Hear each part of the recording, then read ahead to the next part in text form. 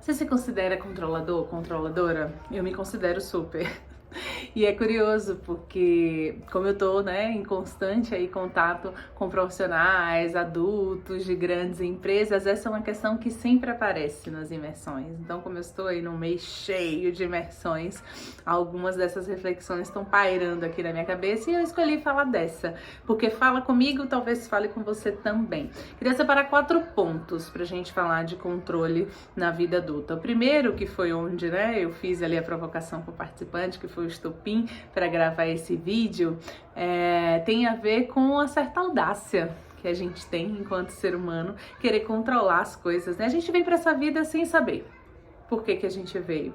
A gente vai embora dessa vida sem saber quando, sem saber como. Então, que audácia, né? No meio do caminho, a gente achar que a gente tem que controlar alguma coisa. Claro, né? Existem algumas circunstâncias que talvez eu possa controlar um pouco, existem algumas situações que talvez com a minha maturidade eu consiga ir mais para a direita e mais para a esquerda, mas ainda assim existe uma necessidade de controle que talvez nos tire de aproveitar aí esse meio do caminho, essa espontaneidade, o que vai aparecer aí, sem a gente ficar tão apegado, né, ao que virá. Segundo ponto que eu acho legal de trazer aqui é assim, a gente é tão focado no trabalho, na vida adulta, né? A gente vive nesse sistema socioeconômico que faz a gente ficar tão vidrado nisso que eu chamo de eu produtivo, que parece que a gente quer fazer um depara entre a nossa vida no trabalho, com os nossos indicadores, com as nossas metas, com os nossos resultados, com as demais circunstâncias da vida, com os nossos outros papéis sociais. Então, tudo bem, talvez no trabalho a gente precise mesmo controlar as coisas, né? A gente precise mesmo controlar algumas variáveis, mas será que isso cabe para determinadas circunstâncias aleatórias da vida, seja nas relações afetivas, seja na criação dos filhos, seja na futurologia, que a gente quer sempre entender o que é que vem acontecer, né? O que é que vai acontecer e tal, porque talvez o que a gente possa fazer é influenciar algumas circunstâncias, influenciar nossos filhos para que de repente sigam tais e tais direções, influenciar os nossos liderados para quem é líder e tal, mas será que é controlar mesmo, né? Assim como a gente está tão acostumado a fazer com as máquinas? Então fica aí essa reflexão. Terceiro ponto que eu acho que vale, né, a gente pensar quando a gente está falando de controle, é que talvez a sua necessidade de controle, assim como a minha, tenha surgido lá de trás. Quando você era criança e ainda que você não tenha consciência disso, talvez você precisava de algum tipo de controle, algum tipo de limite. Talvez você recebeu em excesso, talvez você não recebeu.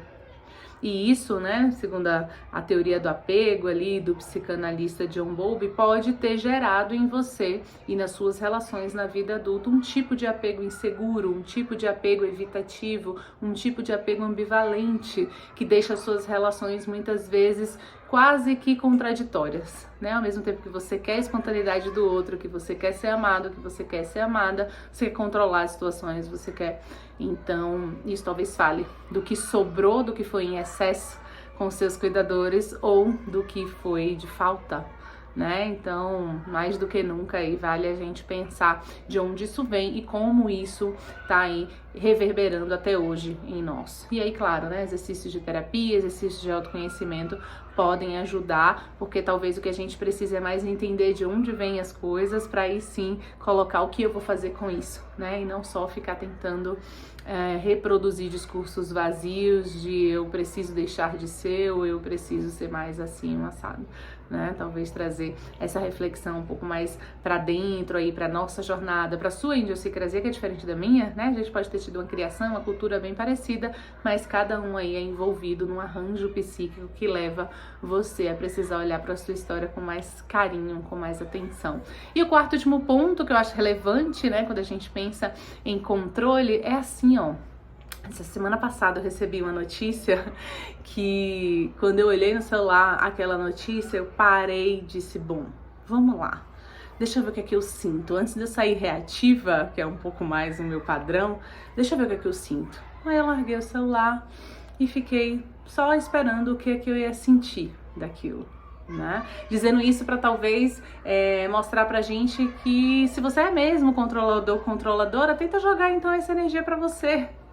para o seu sentir, não no sentido de você controlar o que sente, porque a gente não controla, né? O sentir, ele é orgânico, ele é fisiológico, ele vem de dentro, mas talvez a gente possa trocar o verbo controlar por conhecer, porque no final das contas, a única coisa que a gente tem 100%, né, de domínio, com muito tempo aí de dedicação para chegar nesse 100%, é a gente mesmo. Então, talvez esse exercício, né? Deixa eu localizar, deixa eu ver onde dói, o que que acontece, o que que eu sinto, para aí sim eu não ser tão reativa e tal. Então, talvez, né, a gente vá morrer sendo controlador e controladora, mas que isso seja menos sobre o outro, isso seja menos sobre as relações e seja mais sobre a gente, né? Sobre aumentar esse domínio. Então, talvez mudar só o verbo aí de controlar para conhecer a ti mesmo. E aí talvez isso baixe essa sede de tudo saber, de tudo controlar. Tá bom? Beijo.